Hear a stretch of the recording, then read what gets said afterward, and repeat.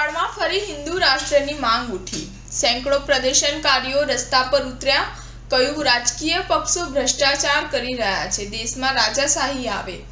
नेपाळમાં હિન્દુ રાષ્ટ્રની માંગ ફરી એકવાર તેજ થઈ ગઈ છે। રાજધાની કાઠમંડુના રસ્તાઓ પર સેંકડો વિરોધીઓ આ માટે સૂત્રોચ્ચાર કરી રહ્યા છે। તેઓ દેશમાં ફરીથી રાજાશાહી લાદવાની માંગ કરી રહ્યા છે। ન્યૂઝ એજન્સી એપીના જણાવ્યા અનુસાર બુધવારે સેંકડો દેખાવકારો રસ્તા પર ઉતરી આવ્યા હતા। તેઓ વડાપ્રધાન કાર્યાલય અને અન્ય સરકારી કચેરીઓ સુધી પહોંચવાનો પ્રયાસ કરી રહ્યા હતા। આ દરમિયાન તેમનું પોલીસ સાથે ઘર્ષણ પણ થયું હતું। પોલીસે દેખાવકારોને રોકવા માટે દંડા, ટીયર ગેસ અને વોટર કેનનો ઉપયોગ કર્યો હતો। નેપાળની રાજકીય પ્રજાતંત્ર પાર્ટીના નેતૃત્વમાં આ પ્રદર્શન થઈ રહ્યું હતું।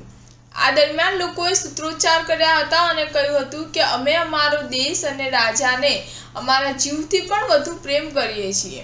રાજાશાહી નાબૂદ કરી દેશમાં રાજાશાહી પાછી લાવવી જોઈએ। આ પહેલા પ્રજાતંત્ર પાર્ટીએ ફેબ્રુઆરીમાં પીએમ ઓફિસને 40 મુદ્દાનું મેમોરેન્ડમ પણ મોકલ્યું હતું।